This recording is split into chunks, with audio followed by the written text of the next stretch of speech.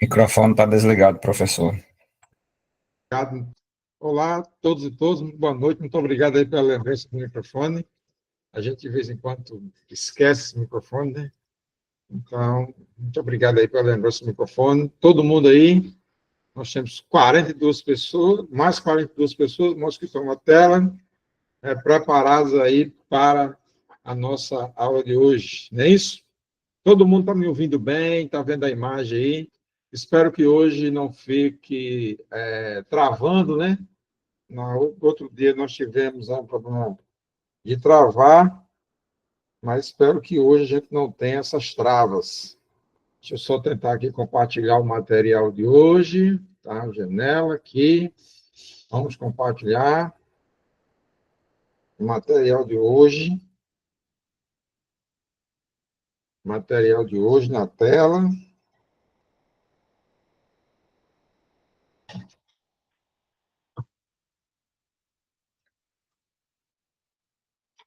Matéria de hoje na tela, né? E vamos. Acho que não vai chegar mais alguém, eu estou aqui um pouquinho. Vocês acham que deve esperar mais alguns minutinhos ou não? Não, professor, pode dar o gás aí. 7h10 já. Vamos dar o gás, né? Então, sim, a gente já fez as devidas apresentações, né? Vamos aqui para a nossa. Hoje nós vamos falar especificamente da criação da capitania da Paraíba, né? Nós vamos tratar também das expedições de conquista da Paraíba, essas expedições que aconteceram entre 1574 e 1585, e aí a fundação propriamente dita da Paraíba. Nós vamos tentar trazer aí também um pouco dos povos indígenas e também trazer aí os europeus na Paraíba, né? A gente dá aí um passo grande no nosso programa, a gente dá um passo grande na nossa programação, né? Eu acho que a gente chega ali a quase 7, 8 já top dentro desse conteúdo, tá? No final, eu vou deixar um material complementar para quem quiser ler esse material, quem quiser ver através do smartphone, a gente consegue fazer isso. Então, vamos aqui para o primeiro tópico, que é a criação da capitania da Paraíba. O que é que a gente pode pensar desse tópico, né?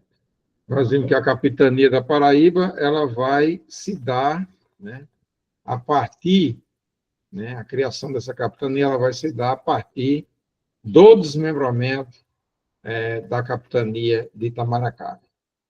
A gente viu no nosso encontro anterior e a capitania de Itamaracá ela sobrevive, né, ela vive de 1534 até 1574, portanto, ela passa aí 40 anos de existência, e nesses 40 anos ela enfrentou inúmeras dificuldades, né, incluindo aí as dificuldades financeiras e econômicas, e enfrentando aí a morte, né, do Pero Lopes, que morreu e deixou a capitania, digamos assim, com a sua morte, a capitania ficou às traças, né, não teve aí, não foi próspera. Então, em 1574, há um episódio muito marcante que, né, eu chamo a atenção para esse episódio, porque nós vamos ter que, nesse episódio, dificilmente provas de concurso não se refere a esse episódio, né? Sempre se refere ao episódio, né, a chamada tragédia de Tracunhaém, né? A gente, enquanto pessoas, enquanto seres humanos, nós somos muito ligados aí ao que chamamos de mito da criação, né? Não é que a tragédia de Tracunhaém seja um mito, mas a gente sempre tem a nossa história linear, a nossa história, né, tanto ocidental como oriental, aí o chamado mito da criação. Se você pegar a Bíblia e começar a ler, você vai ver que nós temos lá o mito da criação a partir de Adão e Eva. Se você pegar a história de Roma, por exemplo, você vai ter o mito da criação lá através de Remo e Romo, né, que foram criados por uma loba e voltaram e fundaram a cidade de Roma. Tem todo aquele romantismo em torno disso. Então, a Paraíba, ela não ficou longe disso, a partir também tem aí o seu mito da criação a partir da tragédia de Tracunhaém. Mas eu gosto sempre de enfatizar, né, assim, esse é o ponto, a tragédia de Tracunhaém é o elemento definidor de desmembramento da capitania, mas eu gosto sempre de lembrar, como a gente viu no nosso encontro anterior, que em 1534, o sistema, em 1545, 1548, o sistema de capitania estava praticamente falido, com 2 capitanias apenas, dando resultado a capitania de São Vicente e a capitania de Pernambuco. Então, é para se entender que a capitania de Itamaracá, nesse momento, também era uma capitania que estava falida, e que isso piorou muito, muito mais ainda, com a morte do seu donatário, e aí aqueles que ficaram para tomar de conta dessa capitania já não tinha mais como reverter esse quadro. E o que é a tragédia de Tracunhaém? A tragédia de Tracunhaém se dá em 1574, não se tem uma data exata de quando se dá esse episódio. Agora, eu não li em nenhuma literatura que possa me trazer uma data exata. Então, as provas que eu já vi, as questões em que eu já respondi, as questões em que a gente já elaborou, em nenhuma dessas questões, até agora, né, nem na literatura em que eu tenho estudado, em que eu estudei, tem uma data específica, dizendo assim, foi dia tanto que houve essa tragédia. Tá? Essa tragédia se deu, né, a turma diz que é um incidente, né, um ocorrido, um engenho chamado de mesmo nome, Tracunhaém, que se denomina uma localidade, né? Lembrando que em 1574 nós não tínhamos pouquíssimas vilas, nós não estávamos ainda com uma grande quantidade de vilas, nós não tínhamos ainda cidades, né? Nós tínhamos poucas, se tinha 1 ou 2 cidades, não tinha ainda essa estrutura política administrativa que nós temos hoje. Então, a vida se dava em torno dos engenhos, né? Quem viaja por aí, pelo sertão, mesmo pelo litoral, a gente sabe que, né, quem vai aqui a Santa Rita, por exemplo, sabe que a vida se dava no interior do engenho. Então, você tinha a vila no engenho, aqueles bairros de Santa Rita, como Nerolândia e outros bairros, Tibiri, etc., que se deu em povoados que estavam, né? Você tinha um engenho e a vida funcionava em torno do engenho, em torno desses colônios. Então, é o que acontece com Tracunhaém, era um engenho, era uma localidade, né? E essa localidade ela estava dentro da capitania de Itamaracá. Então, a gente, quando vai a Goiânia, né, logo depois de Goiânia, a gente passa por Goiânia, existe hoje a cidade de Tracunhaém, né, quem puder visitar, quem quiser visitar, comprar uns bonecos de barro lá, uma cerâmica lá, o artesanato local, que é todo em torno do barro, né, do barro vermelho, né, e cozinhado. Então, essa cidade se dá, né, a partir dessa situação. Então, para a gente entender a história, né, nós temos um mameluco, né, que começa, quando eu chamo de mito da criação, é isso, você tem aí um mameluco, ele pega a filha desse cacique em Iguaçu, né? Esse cacique é um cacique potiguar, da região da Baía da Traição, né?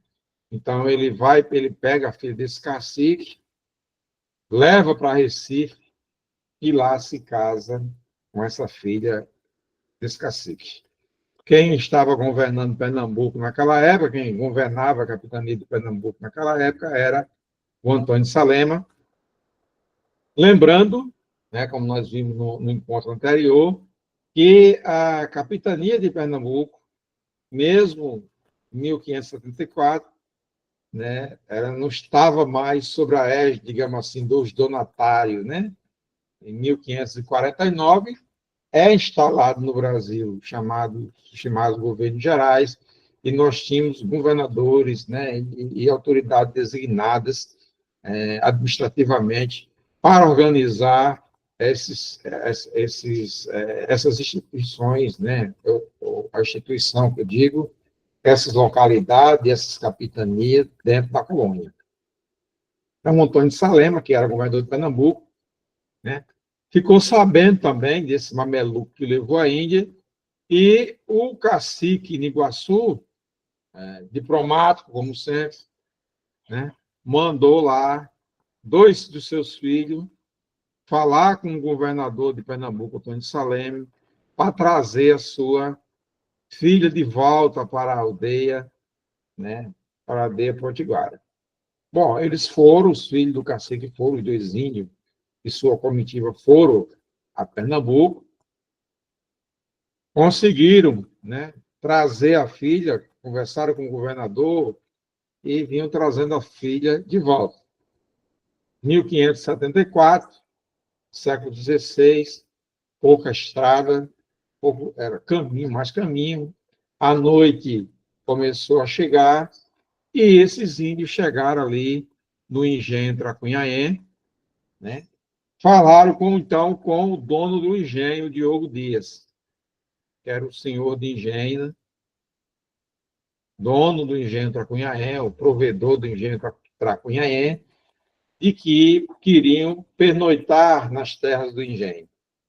De pronto, o Diogo Dias aceitou. A história de que a Iratembé era uma índia de extrema beleza, muito bonita, né? Isso chamou a atenção de Diogo Dias, outras pessoas, outros homens no engenho. A verdade é que no amanhecer do dia, Iratambé e os 2 irmãos indígenas não Iratambé desapareceu. Houve ali uma diligência dos irmãos, né? Houve uma diligência dos irmãos Potiguara para encontrar a irmã, e nessa diligência eles não encontraram essa irmã. Eles seguem viagem para a aldeia deles, e chegando na aldeia, né, na aldeia dos Potiguara, contaram ao cacique em Iguaçu, que ficou revoltadíssimo com o sumiço da filha, e juntou todos os outros caciques das aldeias amigas, né, e juntou aí. Há historiadores que falam em 2.000 índios, há historiadores que falam em 1.500, enfim. Não se sabe exatamente, mas juntou uma quantidade de índios muito grande. E esses índios vieram ao encontro de Diogo Dias, no engenho Tracunhaém. A chegada desses índios no engenho Tracunhaém provocou ali uma briga, né? Uma briga, né? Que de um lado estavam os índios, do outro lado os colonos do engenho. Os índios defendendo a Índia, que tinha desaparecido, e querendo ela de volta, e o dono do engenho e seus colonos defendendo as terras do engenho. A verdade é que depois da briga, durante a briga, então, o engenho foi incendiado, né? Todos os moradores do engenho contam, os historiadores dão conta de que todos os moradores do engenho morreram, foram assassinados pelos índios, e que esses moradores, segundo alguns historiadores, está na casa de 600 moradores, né, do engenho, e que a partir desse confronto, cerca de 1.000 índios também morreram, ou perto de 1.000 índios também tinham morrido, sobretudo porque existia ali o uso de arma de fogo, né? Lembrando também que esses índios também possuíam arma de fogo, já que a gente vai ver aí que todo o tempo esses índios estavam em contato com os europeus, especialmente os franceses, né? Essa notícia saiu imediatamente para Portugal, e em Portugal o governador, né, geral, Dom Luís de Brito, recebeu uma ordem de Portugal, determinando que fosse separada da capitania de Itamaracá. E agora a gente precisa atentar para um detalhe. Não é que a capitania de Itamaracá, né, passou a se chamar capitania da Paraíba, ou capitania do Rio Paraíba, dependendo dos autores, né? A verdade é que a capitania real da Paraíba ficou com parte da capitania de Itamaracá e a outra parte da capitania de Itamaracá ela foi dividida para a capitania de Pernambuco. Então, o Dom Luís de Brito recebeu a ordem para separar e recebeu também essa ordem do rei de Portugal, a ordem de punir os índios responsáveis pelo massacre. Acompanhada dessa ordem, vem também uma ordem de expulsar os franceses e fundar uma cidade. Então, nós estamos falando de 1574, uma ordem que vem através de uma carta régia, né, uma carta escrita pelo rei, que chega o governador-geral, Dom Luís de Brito. Esse governador, lembrando que esse governador não está em Pernambuco, esse governador está sediado, o governo geral está sediado no Rio de Janeiro. Você lembra que tinha lá o Mendes Sá, né, que são os primeiros governos gerais, né, o Estácio de Sá, etc. Né? Então, esse governo está sediado no Rio de Janeiro. O José John diz aqui, o Diego Ferreira diz, alguns dizem que o rei que deu a ordem foi Dom João III. Inclusive, tem até questão de concurso com esse gabarito. É verdade. Então, às vezes, há umas confusões nesse aspecto, né, de dizer isso. E há, de fato, né, mas é preciso a gente ter o devido cuidado, né, se não aparecer outro nome de rei na questão, a gente tem que se atentar a isso. Né? Então, a gente tem aí essa ordem de punir os índios responsáveis. Então, a partir daí, abre-se uma frente de batalha diretamente contra os índios potiguaras, né? E expulsar os franceses e fundar uma cidade. Por que os franceses, né? Porque os franceses ocupavam algumas feitorias ao longo do litoral brasileiro, né? Algumas dessas feitorias estavam próximas aqui da capitania de Itamaracá, e os índios potiguara, que não tinham uma ligação direta com eles, não gostavam muito da presença portuguesa, eles sempre foram resistentes à presença portuguesa, eles terminavam se aliando a outros estrangeiros que não os portugueses, a outros europeus que não os portugueses. E assim começaram as 5 expedições, né, que nós vamos ver mais adiante, para a conquista da Paraíba. Para isso, o rei Dom Sebastião mandou, primeiramente, o ouvidor-geral Dom Fernando da Silva. E aqui entra a questão que o Diego Ferreira levantou, né, de que teria sido Dom João III, né, ou que se foi Dom Sebastião. Então, assim, geralmente, alguns concursos colocam Dom João III, mas tem outros autores que colocam Dom Sebastião. Vou fazer uma leitura mais apurada para que a gente chegue ao meio termo, né, de que foi Dom Sebastião ou que foi Dom João III, né? Tá certo? Para a gente não ficar nessa dúvida na hora de fazer uma prova. Então, nós temos aí a questão de que nós temos a primeira expedição, né? Essas expedições de conquista da Paraíba elas vão se iniciar a partir de 1574, e aí nós temos a primeira expedição em 1574, o próprio ouvidor-geral. O ouvidor-geral é uma espécie de uma pessoa nomeada para aplicar a lei, né? Então, o Dom Fernando da Silva, ele resolve fazer essa expedição, Ele chega na Paraíba, achou que era moleza, né? Ocupa ali o território das terras que agora vai ser a capitania da Paraíba, né? Como se não houvesse nenhuma resistência, ocupa as terras e fica ali na tranquilidade. Imaginava ele que ia dar tudo certo, só que vem um problema, né? Geralmente tem o se. Teria dado tudo certo se os índios potiguara não fossem resistentes, né? Então, as tropas do Dom Fernão Silva foram surpreendidas, né, pelas tropas indígenas, né, as tropas rebeldes dos índios, né?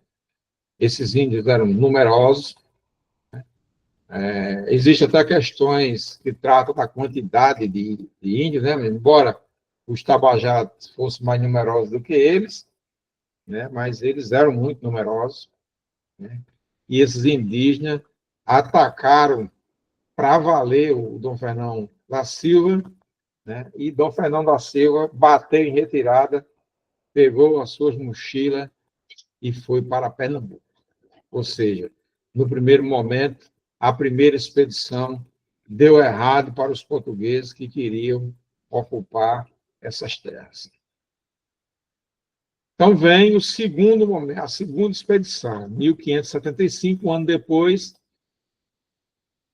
o governador-geral, Dom Luiz de Brito, né, vai se encarregar dessa expedição, mas quando ele se preparava para velejar em direção às terras da Paraíba, né, os ventos desfavoráveis, né, era muito comum naquela época, as embarcações às vezes não aguentavam as tempestades, né, faz com que ele nem sequer chegue às terras paraibanas. Então, a segunda expedição, chefiada pelo governador-geral Dom Luiz de Brito, nem sequer chega à Paraíba. Então, há uma outra expedição, né, ainda em 1578, né, a do governador-geral Lourenço Veiga, que tenta conquistar o Rio Paraíba.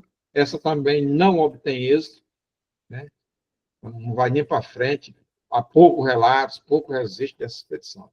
E aí a gente vem para uma expedição que tem mais relatos, que tem mais histórias sobre ela. Que expedição é essa? A expedição de 1579, onde o Frutuoso Barbosa, que vai ser um nome importante na Paraíba, né? Hoje tem nome de ruas aqui em João Pessoa, né? Nome várias coisas com o nome de Frutuoso Barbosa, né? Ele impôs o rei de Portugal, assim, nós vamos para Paraíba com uma condição. Cláudia, você levantou a mão, quer falar alguma coisa? Isso, professor. Se o senhor puder explicar novamente essa... É porque eu tive que me ausentar um pouco e voltei aqui.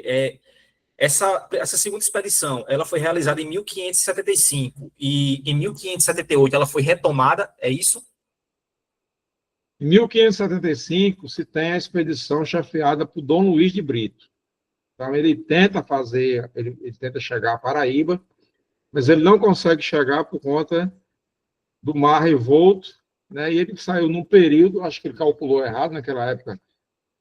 Esses caras faziam cálculo de época do ano para fazer as viagens. Talvez ele tenha calculado errado essas viagens.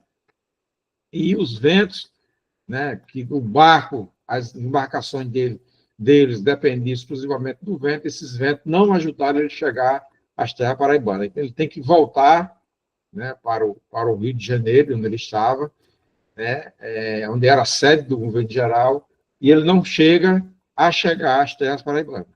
Em 1578, um outro governador chamado Lourenço Veiga tenta vir conquistar o Rio Paraíba. Esse também não obteve êxito. Então, 1578 foi, sim, outra tentativa. Só que esse Lourenço Veiga se escreveu pouco sobre ele, não tem muito registro, são pouquíssimos registros. Existe a ideia, a história, alguém conta de que ele veio, né, quando ele era governador-geral, né, ele veio tentar conquistar a Paraíba, mas não conseguiu. De fato, essa expedição de 579, que é a de Frutuoso Barbosa, né? E Frutuoso Barbosa, como eu estava dizendo, ele impôs a condição de que, para chegar a Paraíba, ele vinha conquistar a Paraíba, mas para vir conquistar a Paraíba, ou seja, para investir nisso, o governo português, o rei de Portugal, tinha que garantir a ele que ele ficava à frente do governo da Paraíba por 10 anos. Essa ideia trouxe para ele ânimo para essa ideia trouxe para ele ânimo, né, para vir para Paraíba, né? No entanto, também fez ele acumular grandes prejuízos, né? Quando ele estava vindo para Paraíba, bateu de frente com um vento forte e tempestade, e ele não conseguiu chegar a Paraíba, teve que recuar, voltar para Portugal, e nesse embate com os ventos, com o mar, ele perde nessa viagem a sua esposa. Ainda parando uma dúvida aqui sobre ainda sobre o Braga estava dizendo aqui, não seria a terceira expedição? É isso que eu estou dizendo, Braga. Alguns autores colocam essa exposição, alguns autores colocam 5, outros autores colocam 4 exposições. Então, a gente vai ter que olhar para a questão no dia da prova, é isso que eu estou colocando, a gente vai ter que olhar para a questão no dia da prova, né, e tentar entender o que autor banca se debruçou sobre ela, né? Porque, na verdade, são 5 expedições, nesse caso, a de 1578 seria a terceira. A maioria dos livros traz a terceira expedição como sendo a de 1579, tá? Então, o Frutuoso Barbosa termina desistindo, voltando para Portugal, perde a esposa, né? Então, a quarta expedição, como eu estava te dizendo, né, nós vamos ter 5 expedições e não 6 expedições. Por quê? Porque os registros sobre a expedição a terceira expedição de 1578, sobre essa de 1578, são muito poucos. Então, não há consistência sobre esses registros. Estou colocando aqui de forma didática, e possa ser que alguém nos surpreenda em uma prova, né, que se falar de uma expedição em 1578, a gente vai perceber, né, que esse Lourenço Veiga tentou conquistar o Rio Paraíba, mas talvez ele não tenha saído nem sequer ele tenha saído do Rio de Janeiro para vir para a Paraíba, né? Então, essa quarta expedição, que é a de 1582, novamente o Frutuoso Barbosa, né, mantém a proposta dele de governar a Paraíba por 10 anos, né, e ele vem decidido a conquistar a Paraíba. Junta lá as suas tralhas, o seu exército particular, parte em direção à Paraíba, mas aí ele não contava também com a resistência indígena, ele achava que essa resistência seria menor, né? E ele tem um grande enfrentamento com os índios e com os franceses, o que faz ele desistir da ocupação da Paraíba, e nesses confrontos, nessa luta, ele perde o filho, né? E ele retorna a Portugal. Para se refazer, tanto financeiramente, né, economicamente, como se refazer da perda do filho e da perda da esposa. Então, para Frutuoso Barbosa, a conquista da Paraíba lhe sai muito caro, porque ele participa de 3 das expedições, né, mas ele perde a esposa e perde o filho. E aí a gente vai ter a quinta expedição, em 1584. Nessa expedição, nós vamos ter aí a presença do Flores Valdez, que é um espanhol, do Felipe Moura, né? E, mais uma vez aqui, o Frutuoso Barbosa, de fato, ele agora vem para conquistar a Paraíba. É importante que diga que esses Flores Valdez, por exemplo, e Felipe Moura, estão vindo aqui, ó, esse Flores Valdez, ele é espanhol, e aqui acontece um fato, que é um fato importante, que é a chamada União Ibérica, né? A União Ibérica, que vai fazer como que haja aí a junção entre espanhol e português, e eles começam a trabalhar junto. Então, os investimentos aqui, né, tanto de espanhol nessa quinta expedição, tanto no espanhol quanto no português. 1582, rei de Portugal, Dom Felipe II. Né? Então, conseguiram finalmente expulsar os franceses e conquistar a Paraíba. Então, em 1584, Frutuoso Barbosa, em sua expedição, conquista finalmente, né? Lembrando que é Frutuoso Barbosa, o Flores Valdez e o Felipe de Moura, eles conquistam, de fato, eles conquistam a Paraíba, eles conseguem combater os índios e vencer, e conseguem expulsar os franceses, né, de sua terra, os franceses das terras portuguesas. Os franceses vão embora, né, com aprisionamento de navios franceses, se não me engano, são 3 ou 5 navios franceses, vai depender aí dos autores, né? E aí eles constroem 2 fortes, o Forte de São Tiago e o Forte de São Felipe. Esses 2 fortes, um em Engenho Velho, todos esses 2 fortes no estuário do Rio Paraíba, um em Engenho Velho e o outro, onde se chama hoje a Ilha da Restinga. Aqui nós temos uma imagem, né, do Forte de São Felipe, né, uma imagem ilustrada aí do Forte de São Felipe, onde é o Forte Velho, primeira sede da capitania da Paraíba.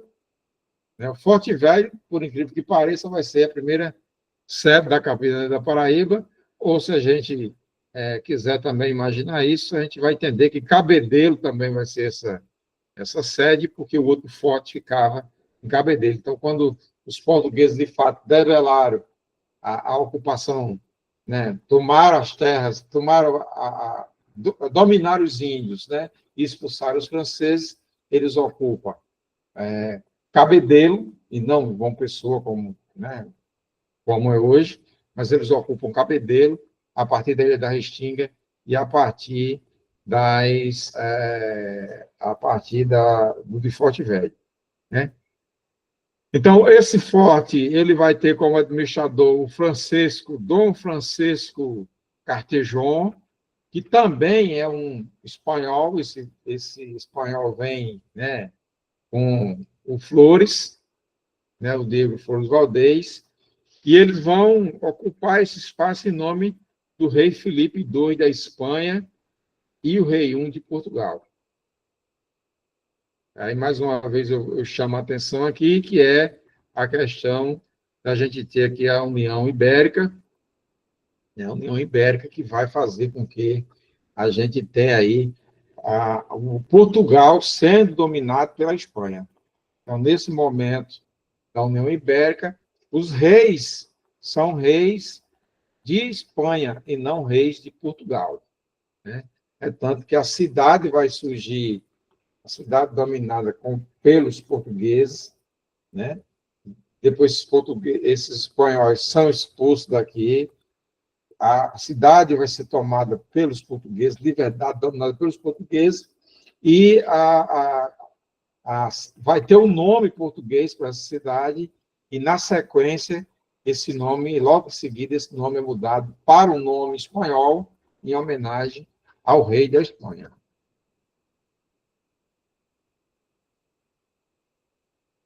Agora nós vamos ter, de fato, a fundação da Paraíba, né? Então, a União Ibérica, em 1580, que dura até 1640, então nós vamos ter 60 anos de União Ibérica, 60 anos de Portugal sem rei, né? Sem rei. Então, é importante que o Denis Ismael Carvalho coloca aqui, em 1582, o rei de Portugal era Dom Felipe II. Então, esse Felipe aqui, na verdade, ele é espanhol, tá, Dele Ismael? Esse Filipe aqui, ele é espanhol. Neste momento, Portugal está sob domínio da Espanha, tá? No que os historiadores denominaram de União Ibérica, e os reis de Portugal, na verdade, os reis são da Espanha, né, que estão dominando Portugal. Então, você tem a unificação da coroa espanhola e a coroa portuguesa a partir de uma crise na sucessão. Ou seja, Portugal, né, naquela época, a sucessão era feita de pai para filho, então a sucessão era através do laço sanguíneo, e Portugal não tinha, naquele momento, um laço sanguíneo próximo para fazer essa sucessão, o que acabou caindo, essa sucessão acabou caindo sob o domínio dos espanhóis, né? E Portugal ficou sob o domínio espanhol por 60 anos. Essa crise de sucessão decretou o fim da dinastia dos Avis, né? E coroou o rei Filipe II da Espanha, como rei tanto de Portugal quanto rei da Espanha. Então, é um período interessante para quem estuda. Isso vai ter uma influência muito grande depois, né? Com a chegada dos holandeses à Paraíba. Quando a gente estiver estudando holandês na Paraíba, vamos ver que esse fato histórico faz com que, né, influencia a decisão da Holanda e da Companhia das Índias de ocupar os territórios paraibanos, que já tinha ocupado o território aí de Pernambuco. A fundação da Paraíba vai ser um ato simbólico. Essa fundação da Paraíba se dá ali no dia 5 de agosto de 1585, né, e se funda a cidade de Nossa Senhora das Neves. As cidades, nessa época, eram fundadas com base no santo do dia, né? O rei de Portugal, os portugueses, nesse dia era o dia de Nossa Senhora das Neves. Tem história como é que como surgiu Nossa Senhora das Neves. Alguém pede um milagre lá, que estava fazendo muito calor e que nevasse em determinado lugar, e termina que, de repente, no cume do morro, há uma nevada no cume desse morro, e a pessoa atribui esse milagre à Nossa Senhora. Então, daí ela passa a se chamar Nossa Senhora das Neves, né? A história é mais ou menos assim. Existem outras formas de contar essa história, estou contando só um passando aqui, para a gente ter uma ideia de como é que surgiu isso aí. Então, fundada a cidade de Nossa Senhora das Neves, Sebastião Rabai. Boa noite, professor. Boa noite. Uma dúvida aqui, eu sei que tem alguns autores, né, que falam sobre essas expedições, e não autor, mas um professor que eu estudei, ele colocou uma sexta expedição, que seria essa de 1585, onde estaria, né, o Frutuoso Barbosa, o Martim Leitão e o João Tavares. E o senhor apresentou aí só como uma fundação simbólica, né? Eu fiquei com essa dúvida agora, se realmente... Não, veja bem. A questão dos autores, quando a gente está olhando essa tela aqui, ó, essa tela aqui, em 1578, há uma expedição do governador-geral chamado Lourenço Veiga. Ele diz tentar conquistar a Paraíba e ele não obteve êxito. Então, os registros nesse ponto dessa expedição, porque você teria a primeira, a segunda, né? Você teria a primeira expedição aqui em 1574, você teria a segunda em 75, aí você teria a terceira em 1578. Essa que eu coloquei como terceira aqui seria a quarta expedição. Aí você teria a quinta aqui, que seria em 1582, e a sexta expedição, que está como quinta aqui, seria em 1585. Tá?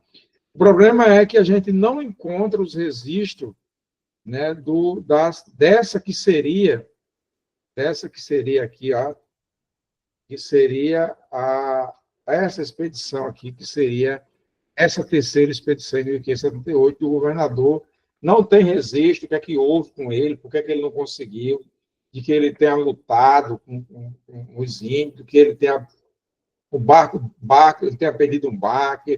Então, enfim, não tem um registro mais específico, né? Quando se fez a pesquisa da Torre do Tombo, dos arquivos ultramarinos, não se encontrou, apenas se encontrou essa citação.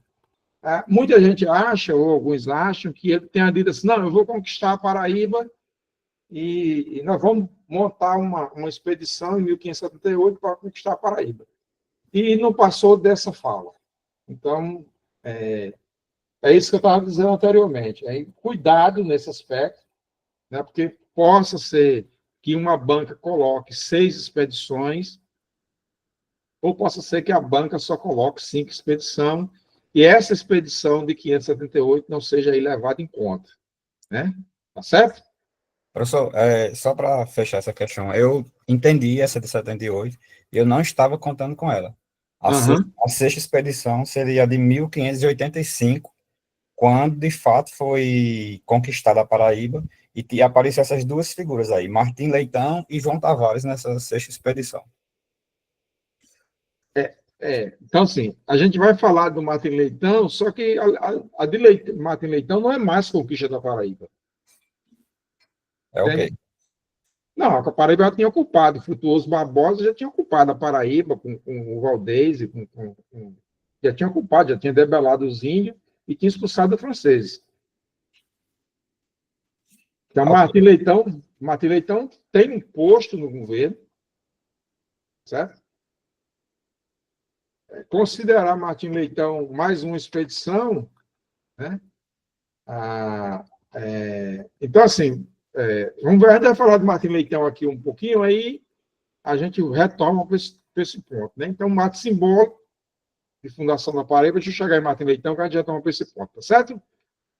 O marco simbólico, em 1585, a fundação da Paraíba, né, no dia 5 de agosto, então nós chamamos 5 de agosto, e com o nome de Nossa Senhora das Neves, a cidade de Nossa Senhora das Neves vai passar apenas 54 dias. Porque no dia 29 de outubro de 1585, a cidade de Nossa Senhora das Neves passa a se chamar Filipé de Nossa Senhora das Neves, em homenagem a Dom Filipe II, rei da Espanha. A cidade de Nossa Senhora das Neves, ela nasce com uma característica muito única, assim, ela nunca foi vila, não passou a ser povoado, e nem aldeia, foi fundada diretamente pela cúpula da Fazenda Real, né? Então, vem lá o Frutuoso Barbosa, vem, né? E você tem aí, né? Foi uma capitania criada pela coroa portuguesa, então ela não foi doada a donatário, chamou de capitania real, e com isso ela passa aí a ser a terceira cidade mais antiga do Brasil, né? Então você tem a Paraíba como sendo, João Pessoa como sendo a terceira cidade mais antiga do Brasil.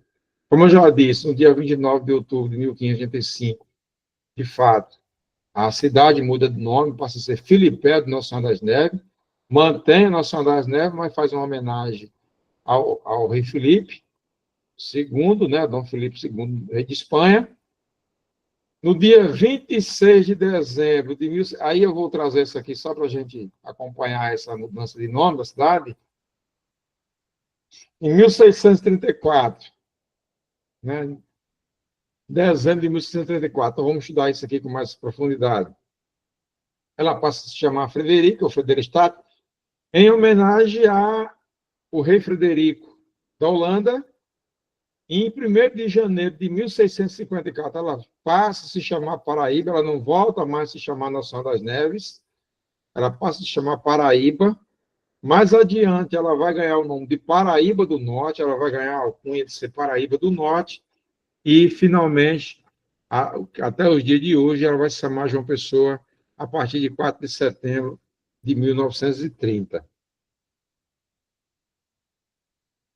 Martim Leitão era ouvidor geral, né? É isso que você está me falando. Ele era ouvidor geral, ele era responsável, o ouvidor geral é o responsável pela aplicação da lei. Então, você tinha o governo geral, e dentro desse governo geral, você tinha o ouvidor geral, que era tipo assim, um ministro do Supremo Tribunal Federal, ou um desembargador, desembargador da Corte da Paraíba, coisa desse tipo. Né? Ele era o responsável pela justiça. Aí você tinha o cara que era responsável pela arrecadação, pela fazenda, você tinha, né, geralmente alcunha de mor ou geral. É verdade, historiador tem muito. Que vale o entendimento majoritário, você está corretíssimo disso. Mas a gente tem que colocar alguns pontos, porque às vezes a banca escolhe um que às vezes não é o, né? E a gente às vezes tem que contestar, inclusive fazer uma defesa disso, fazer uma peça defendendo a questão.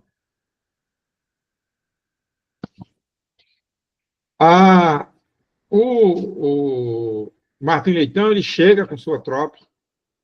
É por isso que, sim, considerar isso aqui uma expedição talvez não seja o melhor caminho. Tem razão. O problema é saber qual é o majoritário, né?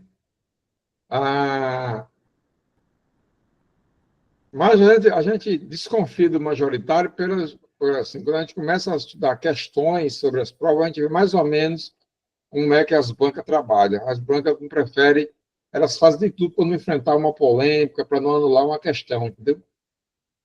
Porque se a gente considerar, por exemplo, uma questão que tenha muito recurso, o que a banca faz? Anula a questão e dá os pontos para todo mundo. Então, o Martim Leitão ele chega na Paraíba, né? A Paraíba já estava sob o controle de Frutuoso Barbosa e seus auxiliares. Ele chega com uma tropa, na sua tropa tinha homem branco, índio, escravo, né? Ele traz pessoas religiosas na tropa. A gente vai ver aí, a gente vai ver quando a gente estiver estudando as instituições religiosas na Paraíba, né? Ele vai trazer ali as principais ordens religiosas, vai vir nessa expedição de Martim Leitão, né? Ao chegar, ele entra em conflito com os índios Tabajara, né? Esses índios não eram índios devotados à luta, eles fogem, vão embora,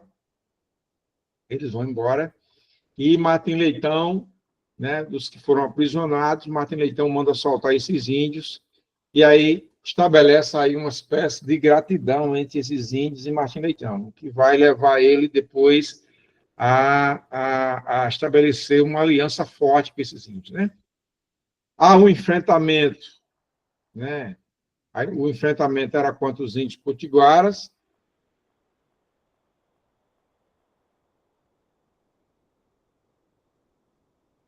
Sim, continua sim, Braga. Há um enfrentamento, o enfrentamento continua, mas o que é que a gente vai entender como ocupação? É que Frutuoso Barbosa não precisou fugir novamente para Portugal ou para Recife. Né? O Alisson. Professor, eu estava estudando na verdade, assim, um dos historiadores falaram que não houve, na verdade, um enfrentamento com os tabajaras, né? Ele foi aprisionado por engano. O enfrentamento realmente foi só contra os potiguaras, tanto que quando Martim Leitão soube, ele soltou de imediato os tabajaras. Bom, aqui tem uma pessoa perguntando aqui, o nome, note, ou seja, o nome foi evitado aqui, mas vamos lá. Qual o período da história da Paraíba? Qual o período da história da Paraíba a mesma ficou subordinada a Itamaracá? Pergunto porque no certame tinha essa questão. Eu não conheço um período da Paraíba em que a Paraíba ficou subordinada a Itamaracá. Aí a gente precisa ter um certo discernimento para entender que enquanto você tinha capitania de Itamaracá, você não tinha capitania da Paraíba. A capitania da Paraíba ocupa parte do território da capitania de Itamaracá e a outra parte do território da capitania de Itamaracá, ele vai ser entregue à capitania de Pernambuco, para aumentar a capitania de Pernambuco. Tá? Isso a partir de 1574. 1574, não o fim da capitania de Itamaracá, mas a capitania, houve o desmembramento da capitania. Ou seja, se dividiu a capitania, parte da capitania anexou-se a Pernambuco, e a outra parte da capitania foi entregue a Itamaracá. Nesse aspecto, é isso que eu digo, se coloca uma questão dessa, dizer que a capitania da Paraíba ficou subordinada à capitania de Itamaracá, uma questão dessa deve ser imediatamente anulada. Até porque não existiu em nenhum momento as duas capitanias. Existiu uma e depois a outra. Então, não há como a capitania da Paraíba ter sido anexada à capitania de Itamaracá se as duas não conviveram no mesmo tempo e no mesmo momento, no mesmo tempo histórico ou no mesmo momento histórico. Certo? Então, voltando aqui, o conflito entre Martim Leitão e os índios, né? Houve um conflito, os índios não conseguiram, talvez não reagiram, não tinham força para reagir, talvez o Martim Leitão, e alguns historiadores colocam isso, acreditasse que os índios eram os índios potiguares, e aí aprisionou parte desses índios, e logo em seguida, ao ter certeza que eram índios Tabajara, ele mandou soltar esses índios. E mandou soltar, né, dizendo que o enfrentamento deles, portugueses, era contra os potiguara, né, que eram rivais de Tabajara, e aí terminou que Martim Leitão propôs uma aliança com os índios Tabajara. Esses índios Tabajara temeram essa aliança, ficaram um tempo meio arredio, com medo do que houve, né, com medo de ser preso novamente, porque eles encararam esse fato como uma traição. Então, eles rejeitam essa aliança no primeiro momento, mas depois Martim Leitão, né, vai fazer a ocupação dos dois fortes, lembrando que esses fortes estavam um sob comando de um espanhol e o outro sob comando de um português. Né? Ambos os fortes estavam em decadência, então os caras não tinham dinheiro para manter o forte, para pagar, né, para alimentar os seus soldados, para comprar materiais para edificação, enfim. E esses dois fortes estavam abandonados, estavam, digamos assim, pela graça, né? E, com isso, Martim Leitão nomeou outro português conhecido né, para o cargo de Frutuoso Barbosa, o Frutuoso Barbosa não estava dando conta, então ele nomeia o Castrejon para tomar conta do forte. E, a partir daí, né, esse Castrejon também tinha... Né, aliás, o Castrejon, só para voltar aqui, o Martim Leitão nomeou um outro português para tomar conta do forte, né, e o Castrejon, que era conhecido como Castrejon, ele tinha abandonado o forte, tinha destruído o forte e jogado todas as peças de artilharia no mar. As peças de artilharia, aqueles canhões que, quando a gente vai ali quando a gente vai no Forte de Cabedelo, né, no Forte de Santa Catarina, a gente ainda vê alguns canhões lá, tricentenários aqueles canhões, ou quatrocentenários aqueles canhões, né, alguns daqueles canhões foram jogados ao mar, não aqueles lá, mas do forte, qual fazendo referência. Então, Martim Leitão prende o Castrejon, ele prende o Castrejon e envia esse cabo de volta para a Espanha, né? E isso ainda ali com Portugal sobre domínio espanhol. A gente percebe que mesmo Portugal estando sob domínio espanhol, os portugueses, as autoridades portuguesas não aceitavam isso de bom modo, então todas as oportunidades que ele tinha, né, Então, de repente, digamos assim, um belo dia de sol, ou numa tarde de domingo, quando ninguém já esperava mais a presença dos índios, né, tabajaras, os tabajaras vão lá e se aliam a esses portugueses, né?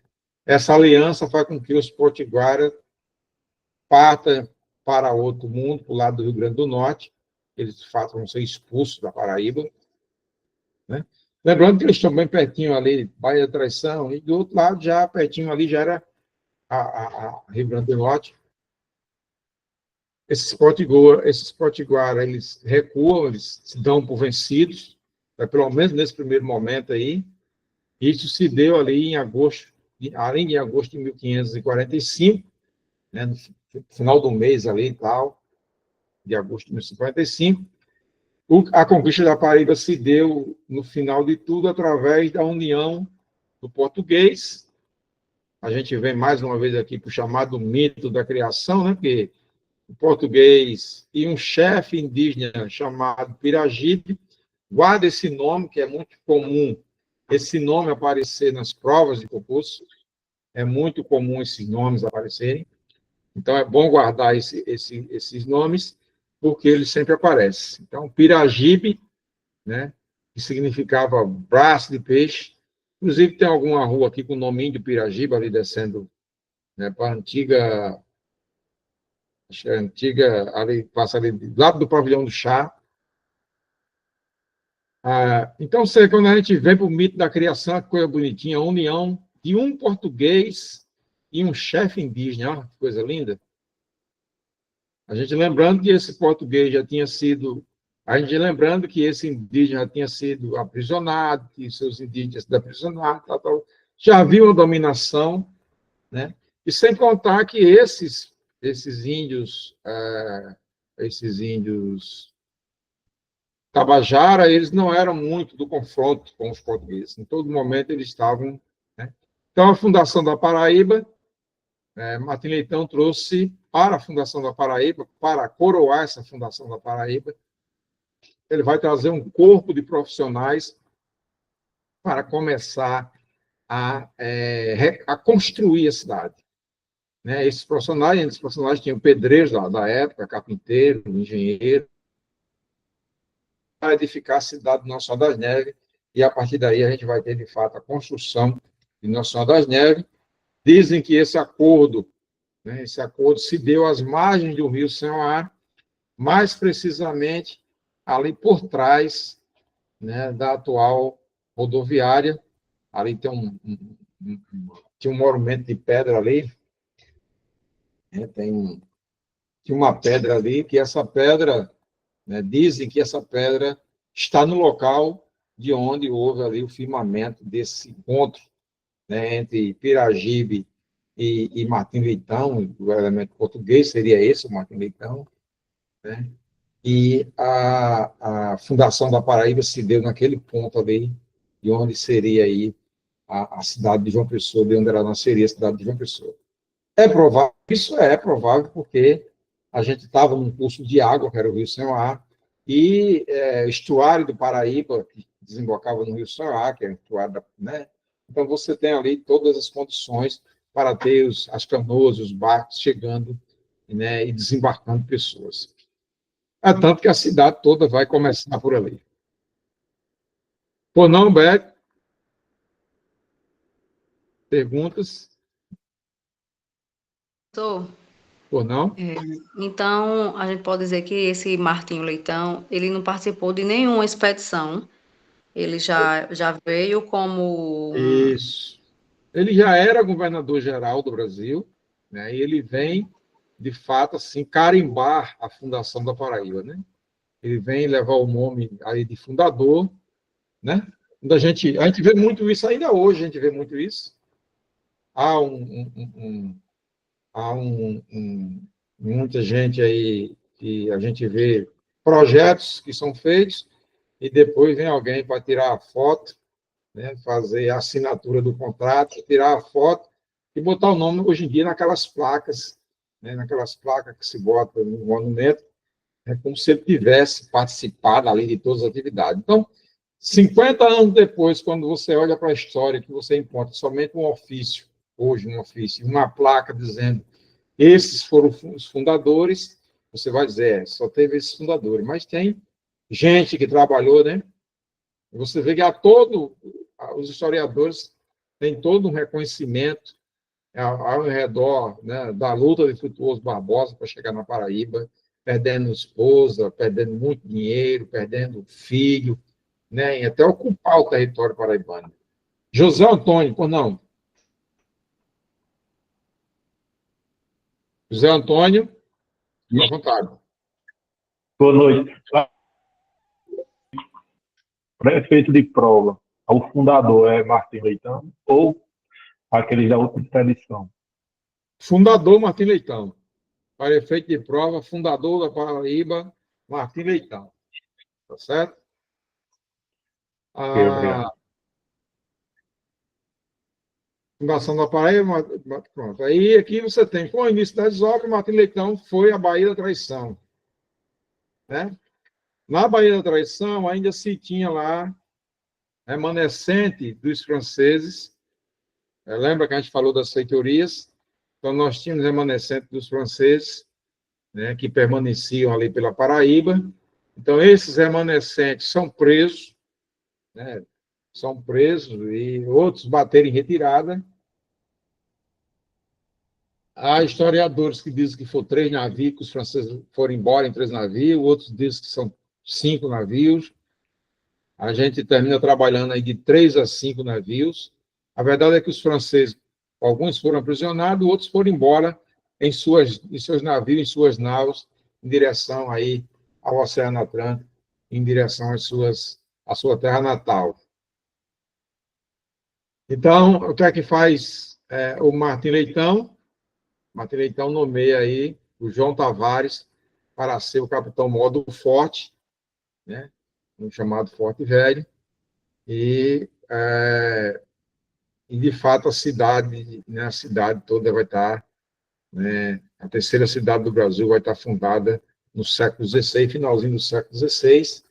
A nossa cidade nasce, né, nosso traçado de cidade é um traçado espanhol, né, isso é mais um estudo da geografia e tal.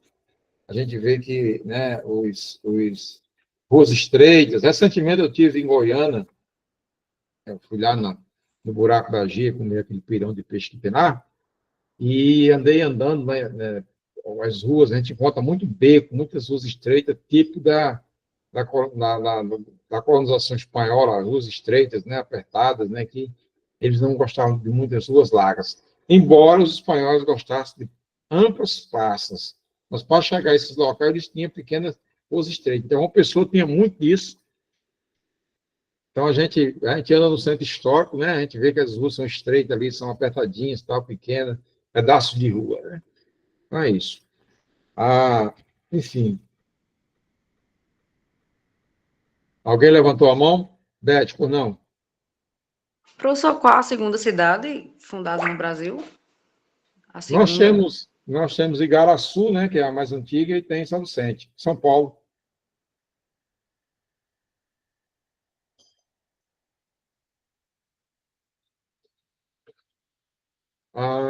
Inclusive, em Igaraçu, quem for em Igaraçu, visite a igreja Você passa direto, vai para o centro histórico, você visita a igreja de São Paulo Damião lá, é a igreja pequenininha, que é a igreja mais antiga do Brasil, a igreja número 1. Então, vamos aqui falar um pouco desses europeus na Paraíba, né? São questões que, às vezes, são apontadas nas provas, né, que traz alguns questionamentos. Né? Primeira coisa que a gente percebe é que essas embarcações que vinham, né, para o Novo Mundo, não só para a Paraíba, mas para o Novo Mundo, né, para o Novo Mundo, não só para o Brasil, mas para a América Espanhola, para a América Portuguesa, essas embarcações traziam de tudo quanto é quantidade de gente dentro. Porque, às vezes, eram contratados a preço baixo, eram pessoas que estavam cumprindo penas relativas a desvio de dinheiro. Por exemplo, né, o Eduardo Bueno, no livro Entre a Cruz e a Espada, ele diz que o primeiro ouvidor, o primeiro tesoureiro mor do Brasil, tinha sido condenado em Portugal por desvio de verba, né? Então, você tem aí os degadados, né, pessoas que cumpriam penas, e uma das penas era o degredo, ele tinha que se ausentar, né, de Portugal, no caso de Portugal ou da Espanha. Você tem aí os corsários são piratas, só que franceses, e quando eles são franceses, eles são chamados de corsário, a atividade de corso era a sua atividade, né, eles não tinham... O que é um pirata? É alguém que ocupa os mares, são velejadores, e a partir dessas atividades, eles adquirem bens que não são bens legais. Eles atacam navios, atacavam feitorias de outras nacionalidades e levavam o que tinha. Você tem os piratas, que aí são os ingleses, né? Pirata é um termo inglês. Você tinha outros, qualidade de gente, contrabandista, muitas vezes o próprio português. O cara tinha um barco lá, tinha um dinheiro, sem permissão do governo de Portugal, do rei de Portugal ou de Espanha, ou seja, sem permissão da autoridade. Lembra que a gente falou no nosso primeiro encontro de que esses caras tinham que pagar ali o chamado quinto dos infernos, né?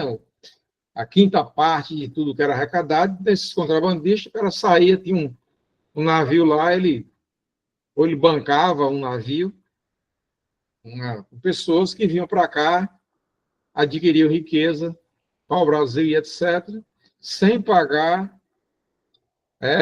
só a nata da sociedade, sem pagar o quinto ao governo português, ao rei.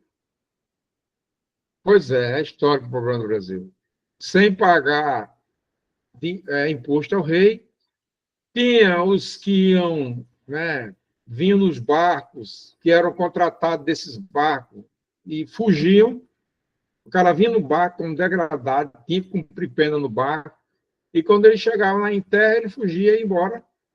Caía no mato, mar adentro, e ia ocupar outro espaço. E tinha os ocupantes de pequenas feitorias, né? Muitas vezes não tinha nem registro. Então, o primeiro elemento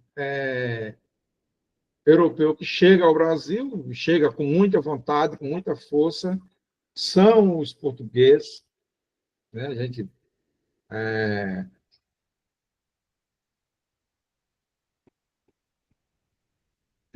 Brasil paralelo. Eu gostei dessa paráfrase, viu? Eu gostei dessa paráfrase. Os portugueses que ocupam esse espaço, que ocupam esse solo brasileiro, né?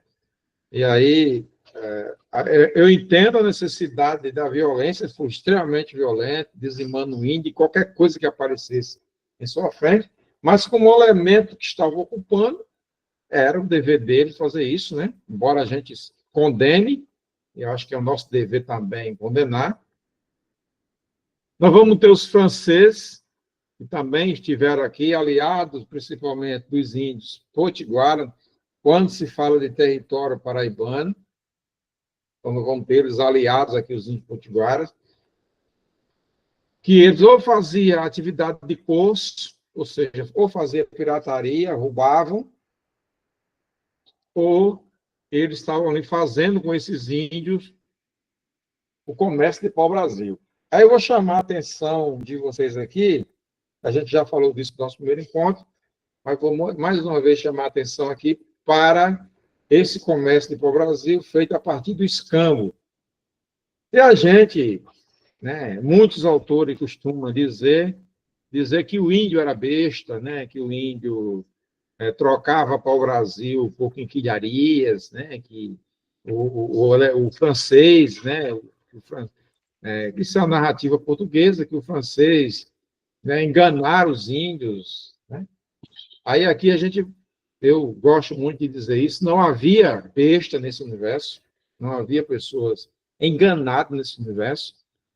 Os índios pau-brasil sobrando em tudo quanto é canto, para todo lado que ele olhasse tinha pau-brasil. Ele só não tinha quinquilharias, né?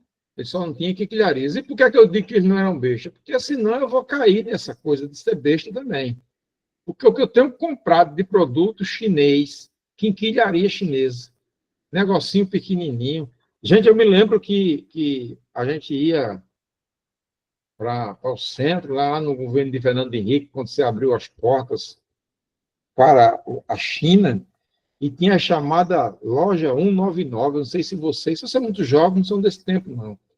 Mas eu, que tenho um pouquinho de ano a mais, tenho uns cabelinhos brancos, tinha uma loja chamada 199. Você comprava, saía com a sacola cheia de coisa de 199. Tinha uns alicates, assim, que você comprava com ferramenta, chave de fenda, lá que você ia apertar um parafuso, você não conseguia apertar o primeiro parafuso. Então, a gente comprou e ainda compra muita quinquilharia, né? Eu me lembro que, recentemente, a gente teve uma discussão bastante colorosa nas redes sociais, em tudo quanto é lugar, por causa da taxação da blusinha. Quem não lembra disso, né? A Shopee, né? A blusinha da Shopee, a blusinha tem a Tamo, tem a Shopee, Aliplex, né? E mais alguma coisa aí, que a gente, né, se dá, hein? Da Shein. Tem a Shein também, a Shein, né? E a gente não está comprando tudo isso, né? Como um elemento, né? São as quinquilharias que os índios queriam ter acesso, né? Porque a gente continua não comprando Rolex de 100 mil, de 150 mil. A gente continua comprando, a gente não compra Patek Philippe de 2 milhões, de 1,5 milhão, enfim, a gente continua comprando isso. Pelo menos, né? Eu continuo não comprando isso. E essas quinquilharias que a gente chama de quinquilharias são as mesmas quinquilharias que a gente adquire hoje, e a gente talvez não tenha acesso às marcas mais avultadas, como os índios não tinham, e eles trocavam por aquilo que ele tinha abundância, que era o pau-brasil. Nós tivemos o elemento espanhol também.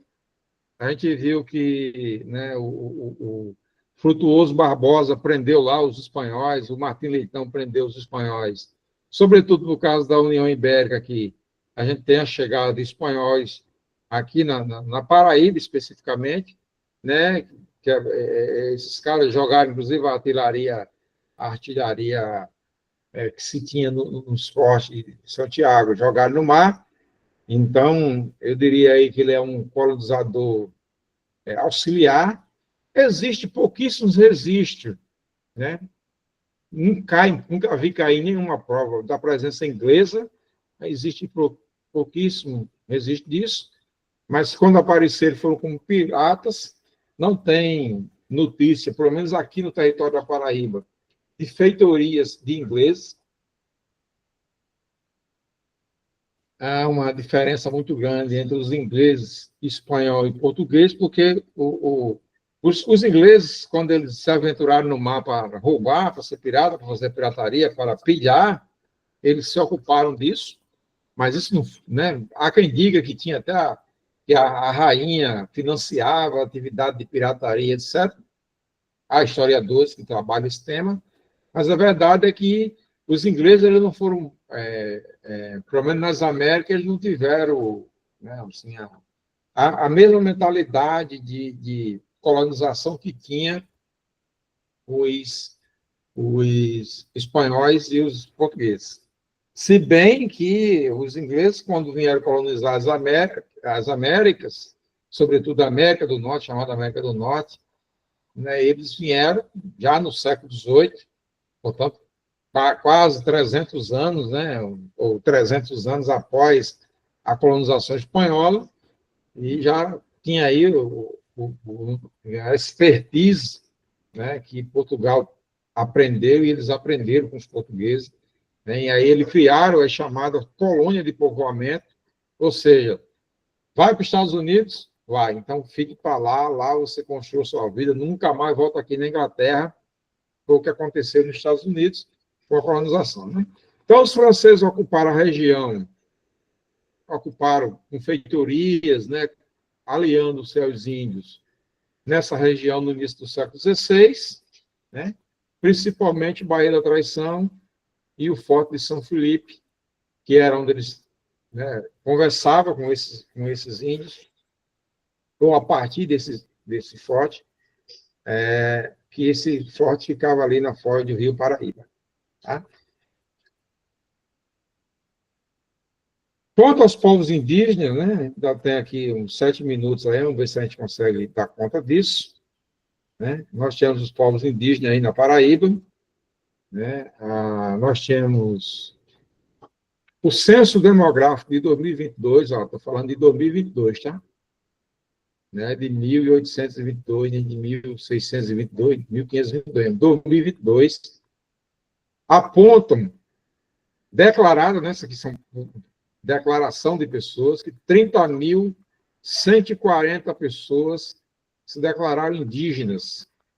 Até teve uma questão no nosso encontro anterior, né, de que alguém dizia que tinha aí, ó, né, alguém se proclamava, se proclamava indígena ali na área, né, do Conde, ali na área de Jacumã, estou falando aqueles resorts, etc. Né? Isso representa nem 1% da população paraibana, tá? É muito pouco ainda esses índios, né? Mas desses 30 mil índios, existe aí, né, reconhecidamente pelas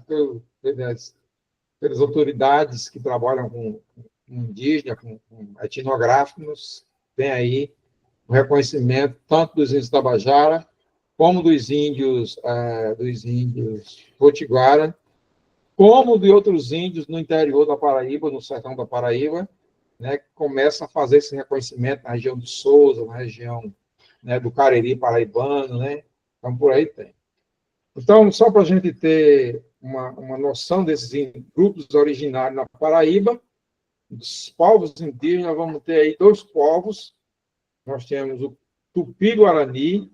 Então, quando a gente está falando do Tupi-Guarani, era um povo que tinha a língua, tinha na base o Tupi-Guarani, essa língua, né? E aqui nós vamos encontrar 2 grandes grupos, que são os Potiguaras e os Tabajara, um contrário ao outro, nunca se deram bem, nunca foram... Né? Hoje em dia, a gente participa, né, de alguns comitês, às vezes a gente participa de algumas reuniões, a gente vê que eles não são muito afeitos, ainda hoje, eles não são muito afeitos, eles não têm aí uma proximidade muito grande, eles fazem alguns movimentos juntos, eles vão para o acampamento Terra Livre, mas cada um sempre no seu canto, e dificilmente a gente tem reuniões conjuntas, né, das lideranças dos Tabajara e da liderança dos Potiguaras, né? Além desse, nós vamos ter outros povos da chamada nação Cariri, que também são um tronco linguístico. Esses índios aqui, eles não falam o Tupi-Guarani, tá? Eles não falavam o Tupi-Guarani. Então, nós vamos ter índios cariris, os tarairus, os tapuias, os índio-coremas, os pegas, os ariús, os icóis, né, que chamados de icóis pequenos, porque eles eram menores, os cariús e os caicóis. Então, nós vamos ter aqui, nós temos aqui um mapa, aqui, estou colocando um mapa aqui, nós temos um mapa aqui, e mais ou menos vai dar a posição desses índios. Ó. Nós temos ao norte, aqui, os Potiguara, que vão ocupar todo o litoral norte da Paraíba, e nós vamos ter aqui ao sul os Tabajara. Quanto aos Potiguara, aqui, esse nome Potiguara, ele é um nome meio que pejorativo, né? Porque os caras vão chamar esses Tabajara aqui vão dizer que eles eram comedores de camarão. Esses índios que estão para cá, dessa faixa para cá, ou seja, que estão para o sertão, ou para além da Copaoba, né? Além da Copaoba, esses índios eles recusaram alianças, né? E eles eram uns índios Se os potiguaras eram arredios, esses aqui eram piores ainda. Não quiseram aliança com ninguém, até porque não havia uma ocupação do solo do sertão, né? Então, a gente tem aqui os Tabajara no litoral sul, os Potiguara no litoral norte, os Sucurus na região do Cariri e do Curimataú, os Ariús na porção central do estado, até as mediações de Campina Grande, os polarizada por Catolé do Rocha, os Curema no Vale do Piancó, e os Icóis e os Penaltis na porção noroeste do estado, chegando já, né, ali eu tive visitando umas escavações em São João do Rio do Peixe, e lá se falava muito nesses índios Icóis, né? A gente tive também no museu que fica onde tem a festa do Bode Rei, lá tem um museu, e nesse museu, que é onde está aqui, essa foto eu tirei lá no museu, vocês estão vendo uma foto aqui? Essa foto eu tirei lá no museu. Isso aqui são ferramentas, né, dos indígenas que habitavam o Cariri paraibano, né, que foram encontrados, e são datadas essas ferramentas por historiadores através de datação de carbono, isso, cabaceira, né? Então, os indígenas, na época do descobrimento, encontravam-se no período neolítico, né? Esse período da pedra polida, né? Então, eles utilizavam a pedra para fazer lança, para fazer ferramentas, né? E aqui está um exemplo, né, que é uma espécie de pilão aí, ou de moedor, de alguma coisa aí. Para a gente, um pilão, não sei como é que ele chamava isso, e fazer uso da pedra polida para confeccionar alguns instrumentos, a exemplo de machados, ponta de lança, etc. Né? Bode na rua, em Gujão, foi o período de domesticação dos animais. Também, né? Também. Bom, aqui, já marchando para o final, eu vou voltar a esse tema, né? Mas eu quero chamar a atenção para esse camarada aqui, ó, Albert Caut. Quem não foi ainda em Ricardo Brenan, né? Não no Francisco Brenan, mas no Ricardo Brenan, no Museu do Ricardo Brenan. Essas figuras estão lá, esses quadros estão em Ricardo Brenan, né? Lá em Ricardo Brenan você tem do período Flamengo no Brasil, ou do período Batavo no Brasil, ou traduzindo na nossa linguagem, do período holandês brasileiro. Então, esse cara, Albert Caut, foi um pintor e desenhista holandês. Ele vem com o Maurício Nassau. O Maurício Nassau é um cara que a gente vai, quando for falar dos holandeses, vai falar dele, ele gostava dessas coisas. E aqui ele captura, a partir do seu olhar, a mulher tapuia, um guerreiro tupi, né, e um guerreiro tapuia. Lembrando o seguinte, só para a gente ver a partir dessas três fotos, só um momentinho que eu já respondo isso aí, tá? Só para a gente ver a questão dessas três fotos, é que esse guerreiro tupi está ligado aqui ao tupi-guarani, né, que eram índios que falavam tupi-guarani. E que esses índios, né, foram os índios que fizeram aliança com os portugueses e que tinha... Você vê que o Albert Caut, ele, ao pintar esses índios, e ao pintar essas índias também da Tupi-Guarani, eles colocam aí uma roupa nesse, tá? A pergunta aqui é quais indígenas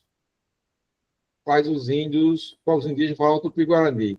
Na Paraíba, o Tupi-Guarani era falado pelos Potiguara e pelos Tabajaras, né? Os outros índios falavam outras línguas, tanto que o Tupi vai ser o que vai definir essas etnias de índios são a língua tupi, o tronco tupi, né? Não é que ele falasse do mesmo jeito, ele tinha jeito diferente de falar, né? Como se a gente pegar um português, um português de Portugal e um açoriano que fala português, ou um moçambicano que fala português, esses três elementos, eles falam português, têm o português como base, nós temos o português como base, mas nós falamos diferente em alguns objetos e o tecido, a gente coloca a palavra diferente. Ou um espanhol de Castela e um espanhol de Aragão, ele também, né, vão ter também aí línguas diferentes. Né, o espanhol de Madrid vai falar diferente do espanhol de Castela. Então, tem essas diferenças linguísticas. Os Tupi-Guarani tinham essa diferença linguística, mas eles falavam língua do mesmo tronco, portanto, era possível compreender essa linguagem a partir deles. Agora, vamos finalizar aqui com essas questões. São questões muito fáceis, questões que já caíram em alguns concursos, né?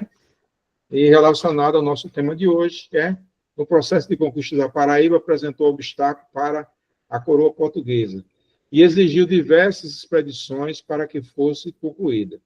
Em 1585, para que fosse concluída em 1585, assinaram a alternativa que se refere ao obstáculo citado no texto. Todo mundo já respondeu aqui. Não vou nem comentar a questão, acho que não precisa comentário, né? Não houve aliança de holandeses e Tabajara, né? Não houve rivalidade entre os governadores gerais, né? Não houve presença da guarda militar do rei da Espanha, então não houve militares espanhóis, né? E nem houve aliança de etnias indígenas rivais como Potiguara e Tabajara. Então, assim, muito, muito tranquila essa questão. Essa aqui já é uma questão maior de ler, mas também, né, o resultado vai ser também muito rápido. O resultado será muito rápido, né? A respeito das expedições de conquista da Paraíba, assinaram a alternativa, né?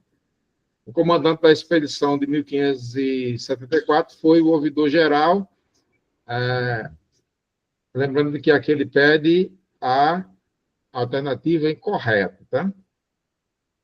Então, nós temos aqui, falando da expedição de 1574, a de 1575, a de 1579, né? E temos a expedição de 1588. Então, a gente logo vê aqui, ó, que 1588 não teve expedição. Então, a gente não vai gastar tempo com essas questões, porque nesses anos houve exposições e a letra D é a letra mais correta, digamos assim. E vamos para mais uma questão, essa facílima, né? Com uma facilidade aí, eu diria que nível fácil. Existe na história da Paraíba um evento conhecido como Tragédia de Tracunhaém. A mais correta definição para esse episódio histórico encontra-se em alternativa D, ataque dos índios Potiguara ao engenho da região, né, que resultou na morte de todos os colonos, e a gente falou muito disso aqui. Eu acho que a gente chega ao final do nosso encontro de hoje. O encontro foi bastante corrido, porque eu tinha uma reunião, tive que fazer uma reunião corrida aí, que eu tinha uma reunião, estou cuidando do inventário, e tinha uma reunião aí com isso. Inventariante, ainda tentei mudar ainda teve jeito. Perguntas e resposta. Aí você perguntas, porque todos podem perguntar, e eu vou dar uma resposta de cada vez. Por isso que não tem o S. Mas podia ser também perguntas e respostas, se eu levasse em conta todas as respostas.